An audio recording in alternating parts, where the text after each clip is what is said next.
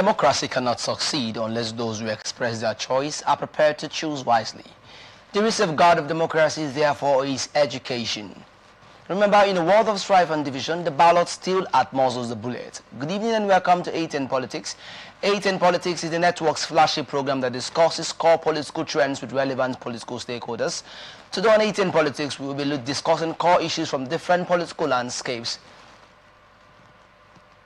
In Akwa Ibom State, obedience begin fresh mobilization for OB, and down to Ondo State as hundreds of PDP members defect to APC. And still on electoral reform, Senate explains decision process as Igini warns lawmakers of defeat. And Hashim meets Governor Mohammed, orders to strengthen party unity.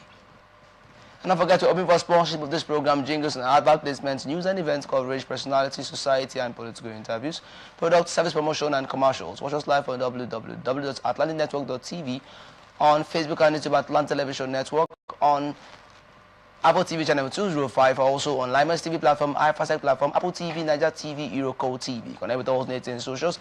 Subscribe, like and share Facebook and YouTube Atlantic Television Network. Instagram and TikTok Atlantic TV Network 1 and on X at Atlantic TV Net. We've gone a short break and when we return, I'd introduce my guest on the show today and we'll dive right into our stories. So stay tuned.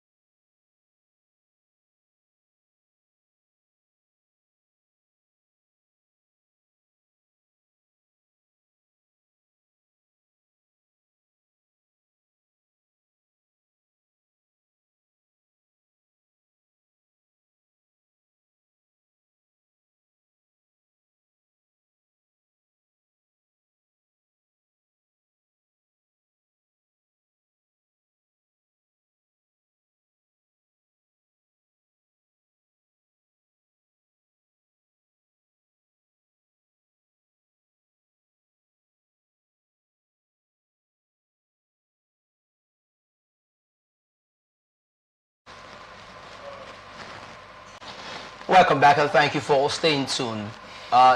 Today I have with me in the studio Dr. Henry Bassi, a political analyst. Good evening, Doctor. Good evening, Michael. Welcome and thank you for joining us today. Thank you for having me. All right, we're into our first story for the day. Supporters of the 2023 presidential candidate of the Labour Party, Peter Obi, under the banner of the Obedient Movement, have commenced early mobilization for the 2027 general elections, declaring that they will not allow a repeat of the last poll. The mobilization drive, which recently moved to Uyo in Akwa Ibom State, is also being channeled into the African Democratic Congress as a political platform ahead of the next presidential race. In a statement issued on Sunday, the national coordinator of Obedient Movement Worldwide, Yunusa Tanko, said the movement was consolidating its structures across wards and local government areas in preparation for 2027.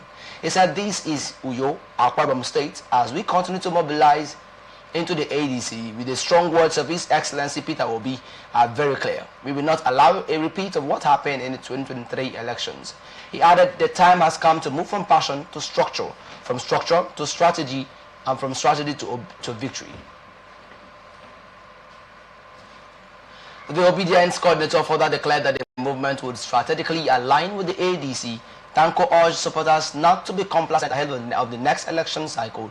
Tanko expressed confidence that Obi would emerge victorious in 2027. Dr. B saying the Obedient Movement reviving their campaign strategies ahead of 2027 elections, beginning from Akwa Ibom State. Let me get your thoughts on such development.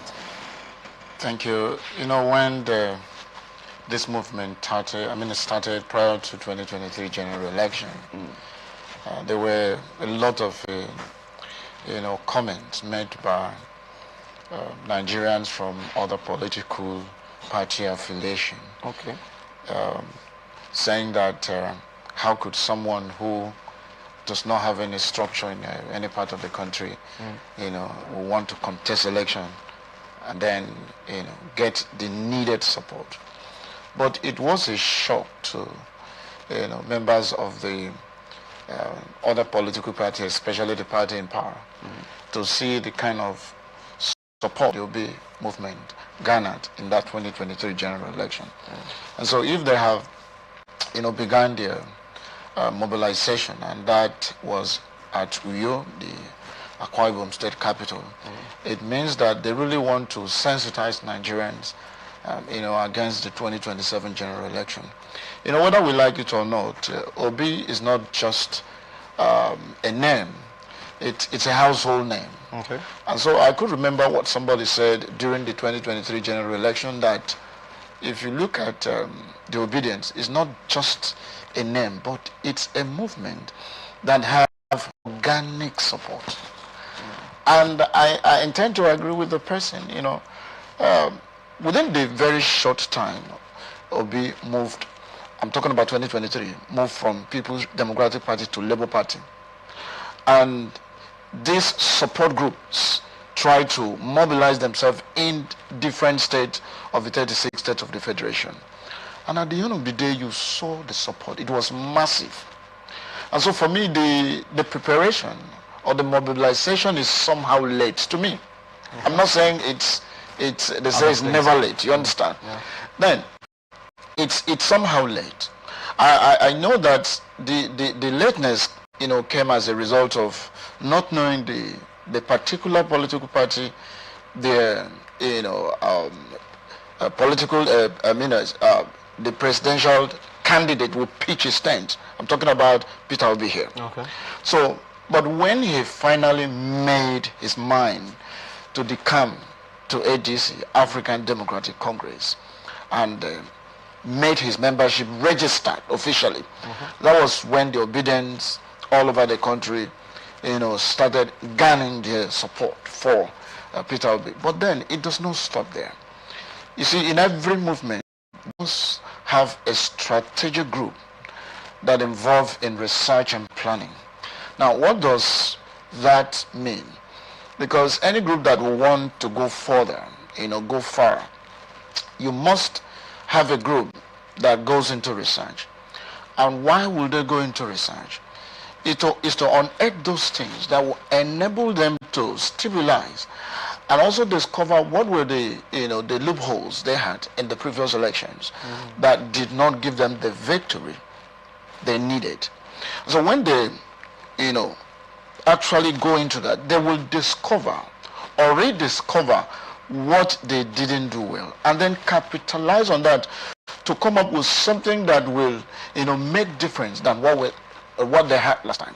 So if they capitalize on that and work tirelessly, see, politics is not something you just sit down at the corner of your home and say this is no. You must show it through workings. So how efficient, how important is your strategy? Which means you need to go back to the archive of Nigerian politics. Right away, people were trying to say that obedience, movement were just, an unfortunate assemblance of people. But to me, I do not look at them that way. I look at them as patriotic Nigerians who want to make changes in Nigerian political landmark. But then, with the short time they had then, and pulled all this number of human beings into a group or into groups, and they were able to gather huge support. Take for instance, if somebody had told the current president that you will lose in Lagos State, he would have asked, hello, do you know this man's impact in Lagos State? He was a former governor of that state. In fact, the political structure in that state belongs to him. But unfortunately, he lost. He did not even lose to, a political party that was known, heavily known. Okay, if he has lost to PDP, would have been, it's okay, PDP, it's one of the oldest political parties since 1999.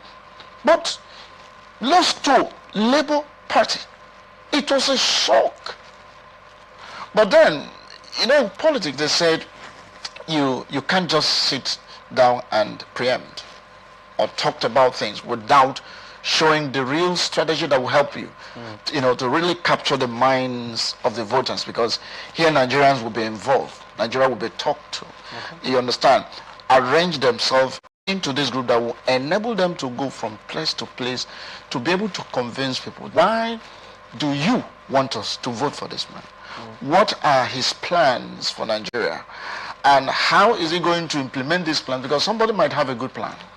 And when you don't have a good, strategy to implement it, it's something that has already started to fail, because there are no good plans for implementation of those plans. Then, back to current reality. The questions some knowledgeable Nigerians will be asking: does Obi and his obedience group have what it takes to really convince Nigerians to support him come 2027? Well, that is left for them. But do they have what it takes? What it takes. See, in politics, you can't roll finance out. You can't roll strategy out. You can't roll those that will make things happen in the Nigerian political space. And that's why you need these people. You need them. Do they have all of this? Now, if they have all of this, what are the pins to harmonize them together and then hit the ground running? From there, you go to all the geopolitical zones. We have about 6 geopolitical zones in Nigeria that cuts across all the nooks and crannies of this country. So, from there, it must be consistent. It's not something that when you do today, tomorrow you say, I'm tired. No. In politics, you don't have to be tired until the last result is announced. That's when you will know that, yes, actually, I have lost, or I have carried victory at the end of the day. So go to Dr. Henry. We consider the big wigs in ADC. We have Article, whose interest is sticking on clinching the presidential ticket of ADC. We have Rotimi Amechi, who's indicating vague interest. But we all know. We have then we have Obi.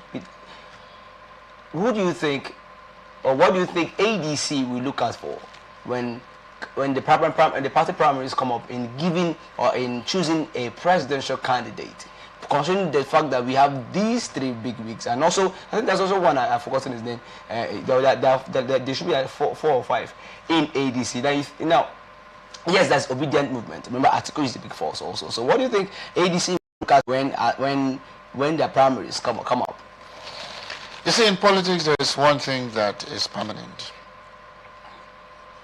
One thing that is permanent. Okay, which is? In politics is that what is your alignment and realignment? Your enemy today in politics can be your friend tomorrow. That's why they say no permanent friend, no permanent what? Enemy. So when it is time to politicking, they will do the needful to make sure that they get the needed support. Now, what do I mean by that? I know that Atiku Abubakar is a very big fish when it comes to Nigerian politics. You can rule that out. We saw what happened in 2023. Even when some states in the south side, especially here in Rivers State, he was not allowed to come here and campaign. But I know that in other states in the south side, like Akwa Ibom, PDP won. In Bayelsa State, PDP won. Then obedience took, about the 4 states of three, because APC won here in Rivers State. I'm talking about presidential election. But be it as it may, I want to believe that in politics, there is room to lobby. Okay.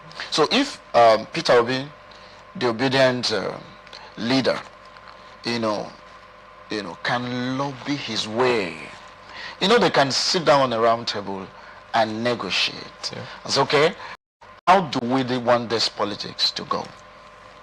And they sit down, discuss, and allow everybody to make impact that can be felt among these big wings.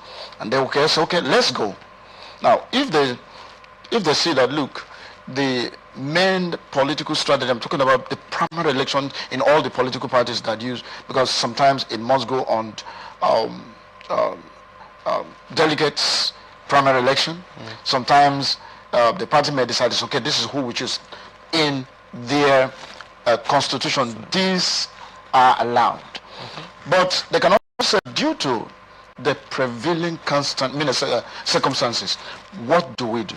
In order to give all these aspirants a level playing ground, well, let us go on, a normal voting, which all the members, registered members of African Democratic Congress, will vote. Whoever that wins at the end of the day becomes the sole candidate of African Democratic Congress. But even at that, Atiku might still carry the day. You can't rule that out. Okay. Because Atiku has a lot of influence. So would that jeopardize? You understand? But I'm still saying that Peter Obi can lobby his way in trying to convince these people to believe that he is that candidate that Nigerians are looking for. Okay. To make ADC as a political party to triumph come 2027. But if he sits down and think nothing on that day, Atiku is nobody you can use, you can push at a wave of hand and say nothing happened. No, sir, you can't do that.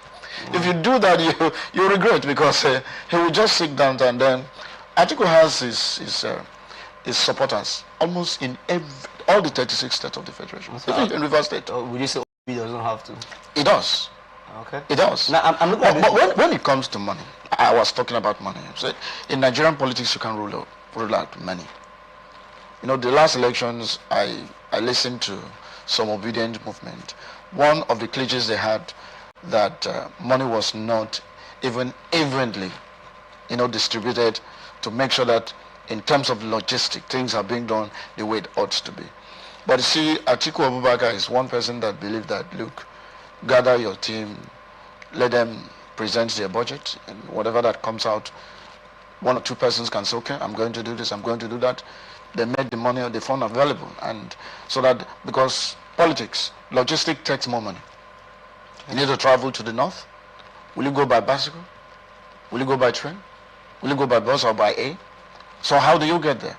So money is needed to make sure that those who need to go there and talk to the people in the north has to, travel either by air, by road, or whichever means of transportation to that place.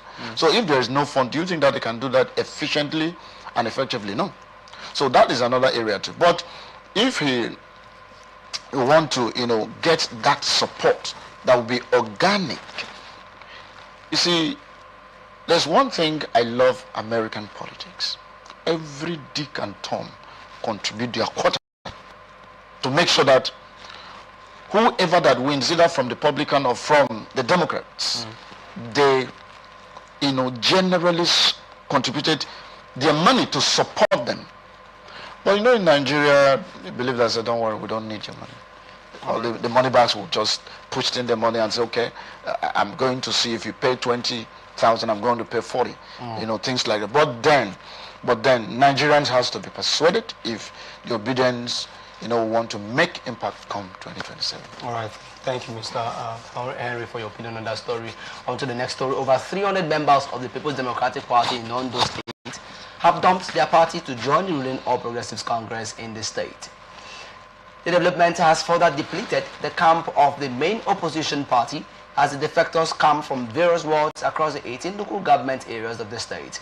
Welcoming the defectors to the APC at the party secretariat in Akure, the state capital, on Monday, the state chairman of the party, Mr. Atn Mehin, described their actions as a boost to the ruling party's chances of winning the next general election for President Bola Tinubu and its national and state assembly candidates. Atn Mehin attributed the steady influx of new members to what he called the party's strong internal structure and leadership capacity, adding that the APC has mechanisms to maintain cohesion and integrate new entrants without destabilizing its existing framework. One of the defectors, Bamidele Ayodele, popularly known as BOA, described the move to leave the party PDP as a well-considered decision taken after consultations with stakeholders in the party. Ayodele, who was a House of Assembly candidate of the PDP in the last general election, said the party he left was severely fractured and not prepared to effectively challenge or provide credible governance even if it found itself in power. He disclosed that over 300 defectors were physically present at the defection ceremony on Monday, while over 2,000 other opposition members had already resolved to leave and join the APC at the ward level. It seems this defection, seems far from coming to pending the 2027 election. I want to get your thoughts. Over 300 members in Ondo State defecting to APC. So the question is, does PDP or do PDP still have a face there? Political survival, that's what you say. It's about survival. There was a time in this country, PDP was like demigod. If you happen to get the ticket of PDP for any political seat, just go home and relax. You will win, either by the hook or by the crook. But the same political party is struggling both at the world, local government, state and the federal level to maintain its stability. To tell you that changes it's something that we cannot run away from. Okay. When time changes, this will also be what? Change as well. But for them, due to this internal wrangling, that has engulfed them, and they don't want to see it as something they can resolve. And moreover, there are some persons within the fold of PDP that are benefiting from this crisis that is rocking them. Because, see, if you understand Nigerian political terrain, you understand also that everything is possible in Nigerian politics. Somebody can remain in the fold of PDP, still answered PDP card-carrying member, but is the one that is betraying the party, is the one that is secretly destroying the party in order to get this benefit from whoever that is paying him or her to do so. But then there is no political turmoil that cannot be resolved if they have the political will. So what you see in Ondo State is nothing different. It's about political survival. To those of them, about 300 in number, that defects from PDP to APC, if you ask them, they will give you all these reasons. Number one reason will be, look, there is fractions in PDP. We agreed. There is this and that in PDP. We agreed.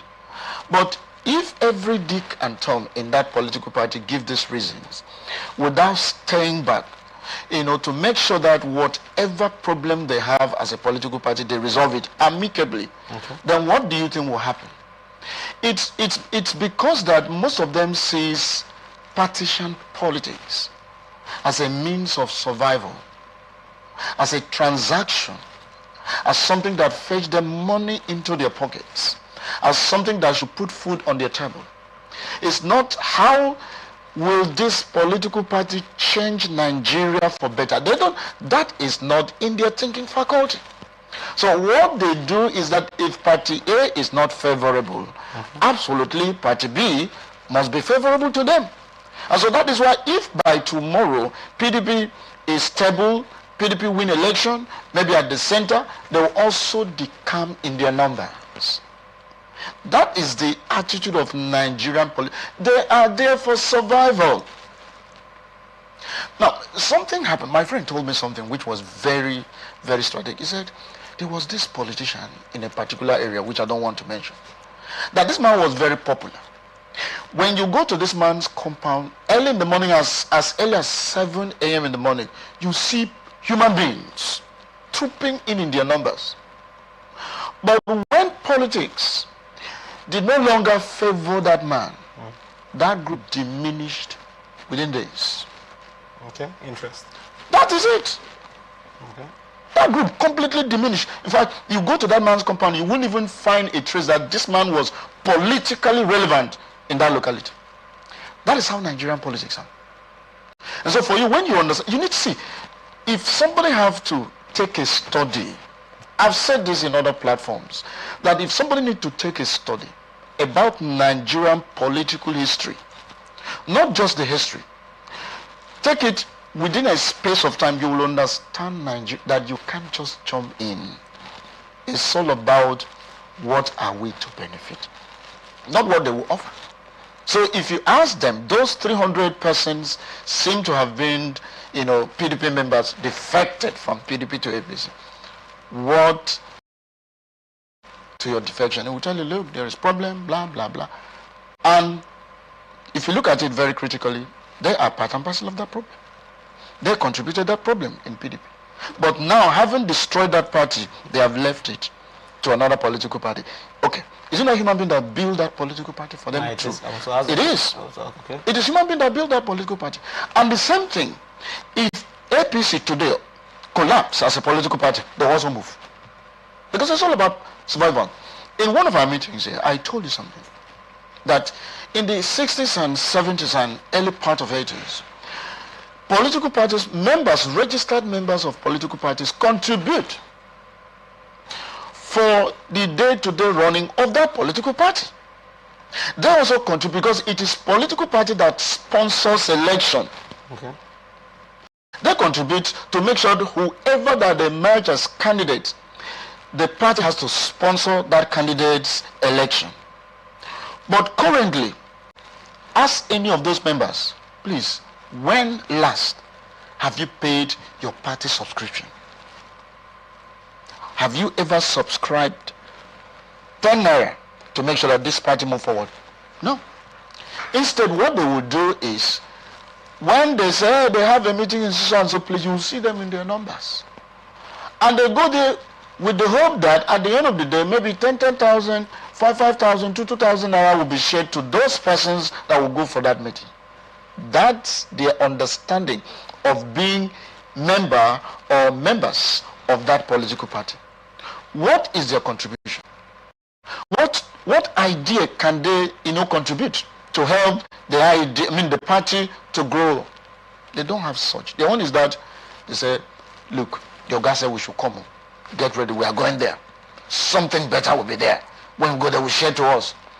During last December, 2025 December, see the number of cows, bags of rice, money that exchange from unit to unit, from ward to ward, from local government to local government, from state to state, from constituency to constituency. Now, who are the beneficiaries of those gesture? The same members. some half-bags, some one-bags, some 6 cups and so on, as the case may be, just to make sure that, these people feel belonging. But if those things ceased coming, most of them will look for where the betterness will come from. So you're saying it's all about interest? It's interest. All right, Dr. Henry, I think it's interest. Thank you for your opinion on that story. On to the next story. Senate has defended its controversial decision to make the electronic transmission of election results discretionary rather than mandatory in the proposed Electoral Bill 2026, insisting the move was guided strictly by empirical data and the prevailing realities of Nigeria's communication and power infrastructure. It disclosed that empirical data on Nigeria's broadband penetration and power supply constraints informed the decision. However, former resident Electoral Commissioner Mike Igini issued a stern warning to members of the 10th National Assembly support mandatory real-time e-transmission of polling unit results or risk suffering the same political fate that befell many of the predecessors. Igini also said only a few senators would return to the National Assembly after the 2027 general election if the proposed resorts to the use of incidence form is finally enshrined in the ongoing amendment of the 2022 Electoral Act. Clarifying the position of the upper chamber, leader of the Senate, Okpayami Bamidele, said the amendments to Clause 60, paragraph 3 of the Electoral Bill follow the extensive consultations and careful analysis of official statistics, not political sentiment or public pressure. Clause 60, paragraph 3 of the proposed bill had originally stipulated that the presiding officer shall electronically transmit the results from each polling unit to INEC results viewing portal in real time, but the Senate resolved against making real-time e-transmission mandatory and instead introduced a caveat. In the event of internet failure, Form EC 8A would serve as the primary means of result collation. In a statement yesterday by his Directorate of Media and Public Affairs, Bamidele explained that while e-transmission is desirable and progressive, the Senate had to weigh the country's infrastructural limitations before enacting binding provisions. Igini reminded the 10th Assembly that earlier national assemblies ignored well-documented vulnerabilities in Nigeria's electoral framework, particularly weaknesses around e-transmission. Many of those lawmakers, he noted, later became victims of the very loopholes they refused to close.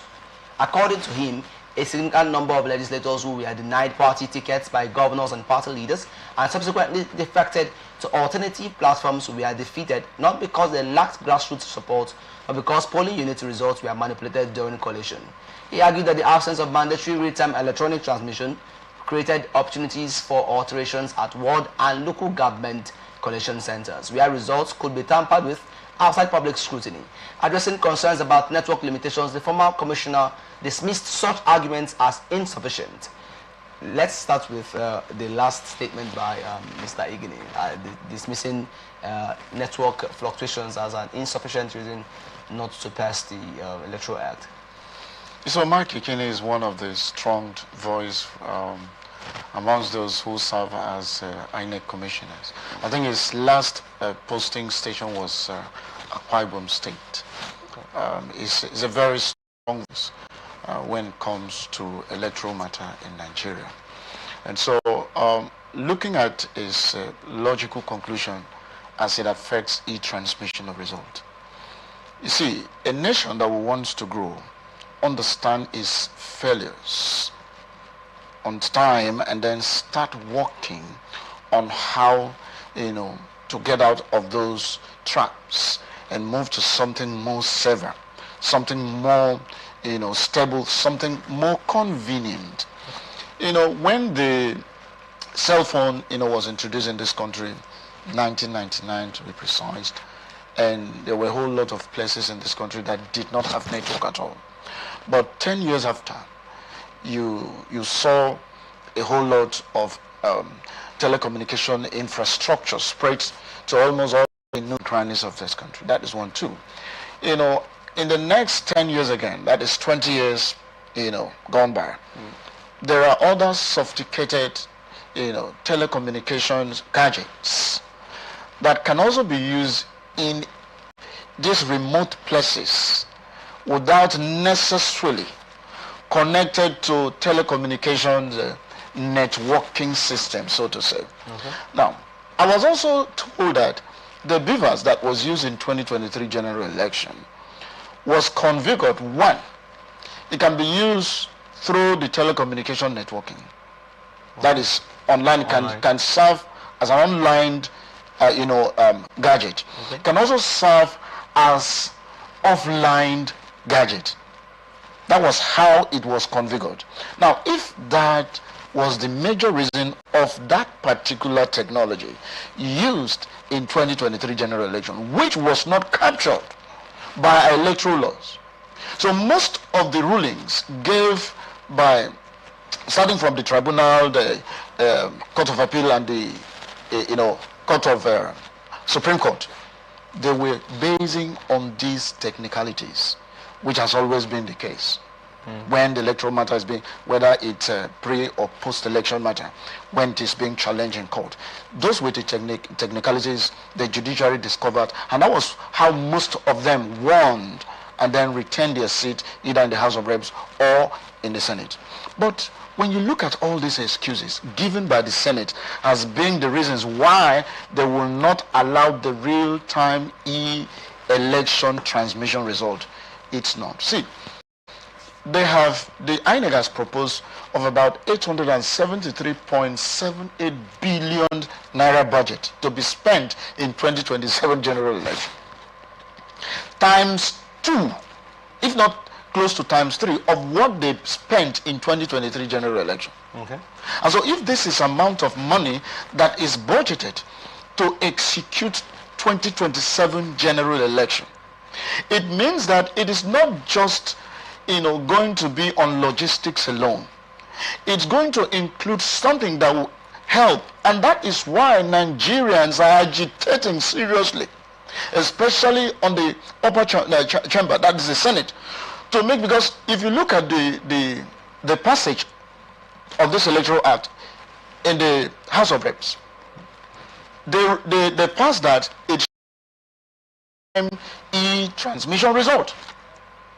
And so the Senate now is wanting it to be that it should be on two premises. One, if the telecommunications infrastructure spread across all nooks and crannies of this country where this election will take place, that e-transmission of results will be done. And in a case of network failure, that incidents form, that is collation manually and should be used. Imagine. So it means that you are giving room for politicians to manipulate the system. Because that's in fact, politicians will be so happy. They will know how to manipulate the system in their favor. So why can't you allow it to be just one? Because when you allow it to remain that way, because this clause 60, subsection 3 of the Electoral Act contain this information. Why can't you make it one? As the House of Reps, to harmonize that section to be that this is the agitation of Nigerians.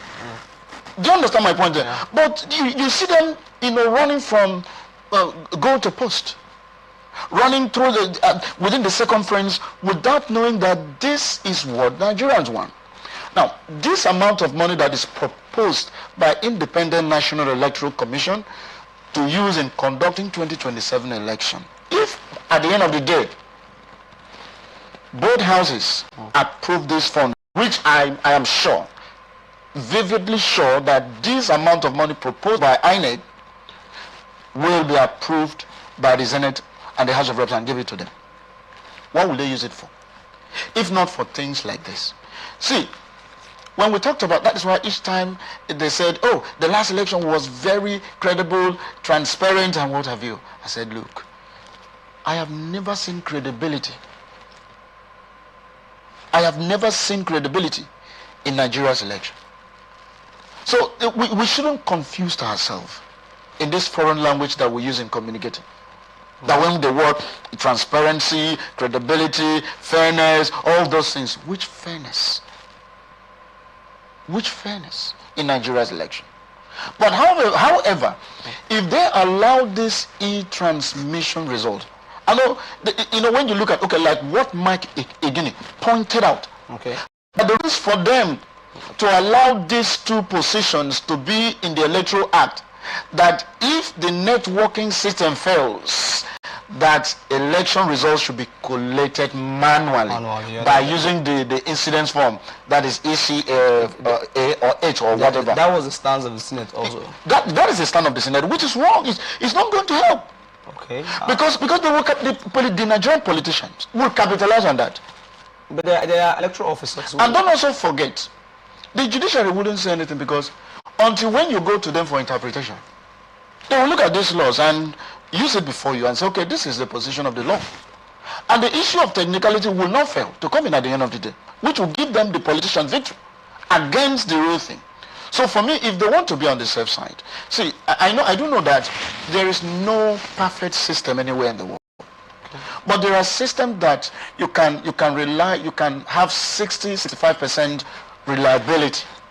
But in Nigeria, do we have that reliability? And that is why when this man was nominated, the current INEC chairman, they said, I said, it's not all about being a university don or a professor. No, this is not all about that. We've seen how many professors has been rubbished by the politicians. The one that was a collation officer in Akwa Ibom State, the man is in jail right now. As a professor that announced that result that entrenched Godswill Akpabio as the winner of that senatorial election in Akwa Ibom State, is now in jail because it was discovered that it was completely fraud from the beginning of that process to the end. But the person he helps to win that election is now enjoying, but he's not in jail. So many professors, many academic dons has been rubbished by this same. So if they understand how politics is being played in this part of the world, they shouldn't dent their image for whatever reason. They will use the money to tempt you, and they will use the same profits to rubbish you. So for you to maintain that your integrity you think you have, or you claim you have, is for you to know that they will come with this temptation. They will come with huge amount of money to lure you into committing this, electioneering fraud. Doctor, let me ask you. Do you know systems can be hacked? The system can be hacked. So, but I ask a question. You're right by asking that question. I ask a question. Okay. The central bank runs online system, right? Have you ever heard that CBN online system hacked? Has ever hacked? Remember, it's been there for years. So it's been used and used. See, firewalls and built around insecurity factors. Consistency and changes of approach and idea is required in digital space. When you go to some digital space where people are managing this networking thing, in fact, in every 6 to 12 hours, the code that they use, because they want to maintain that consistency, and that's why you see them spending so much money to make sure that nobody penetrates into that system. But can we do it and do it creditably well in this country when we allowed this, this neutrality, this understanding in the digital world to be brought in here? Why are we having so much fear that, hey, they can be hacked? So I do know that hackers will be there to do their dirty job fine. But for you to grow in life, risk is expected to take, right? Yeah. So for you to grow from one level to another, risk, even sleeping in your house, it takes risk. Because something can happen. Somebody can stay somewhere, fire a bullet, and that bullet can penetrate into your house and take your life. Even while on the road, anything can happen. So life itself is a risk. So why can't we allow this thing to be tested? Why do we, first of all, nurse that fear? Hey, this will happen. Why can't we allow it to run for some time and see? Because most of them knew, let me say this, most of them knew if the process is transparent, 98% of them will not return to the Senate or the House of Reps, or even to the State Assembly. Irrespective of the structures they have in what do you mean by to be structured? I know that is the problem. That is the problem we have in the Nigerian system. Okay. You talked about democracy. And there's no way you can talk about election without referring to democracy. Because it is the principles of democracy that will be used in allowing the electioneering process to be conducted that will be devoid of anything that will make it seen as being not transparent. Because that is what democracy entails. And so when you allowed all this structure of a thing, let me tell you, Is it not human being that will vote for you? Okay. This structure they are talking about, is it house? Is it object? Is it not human being? So when they talk about this structure, hey, I have to, because this structure has given them the power to rig every election. That's when you hear all of this. I have structure. If we run a democracy that respects the rule of law, that allowed discipline to come in everything we do democratically, these people, in fact, they will have no business in politics. Because when the will of the people will prevail in every election cycle, do you have a say? When the process is also transparent and it has what it takes to deliver whoever that wins. So your structure will be null and void. So what do they mean by structure? It is human being. Now, let this be known. During the time of general election, those that will vote will not be political party members. So how then you talk to, because your structure now are party members, right? And those who believe that those who give money to do some of the things that is not acceptable democratically. And so for me, the Senate owe Nigerians a duty, and that duty is to make sure that this e-transmission of results, because that has to take place in every polling unit. All right. To ensure that we have it and have it right. All right, Dr. Henry. I think we're out of time. I would love to thank you for your candid opinions on our stories for today. Thank you for having me. Thank you for coming, and this is where we wrap it up on this episode of Atn Politics. And don't forget, we're open for sponsorship of this program, jingles and advert placements, news and events coverage, personality, society and political interviews, product, service promotion, and commercials. Watch us live on www.atlanticnetwork.tv, on Facebook and YouTube at Atlantic Television Network, on Apple TV channel 205, on Lime TV platform, iFastech platform, Apple TV, Nigeria TV, Euroco TV. Connect with all Atn socials. Subscribe, like, and share. Facebook and YouTube at Atlantic Television Network, Instagram and TikTok Atlantic Network 1, and on X at Atlantic TV Net. And don't forget, peace and unity are the pathways to progress. Thank you for watching. I am Favor Chikwasiri Michael.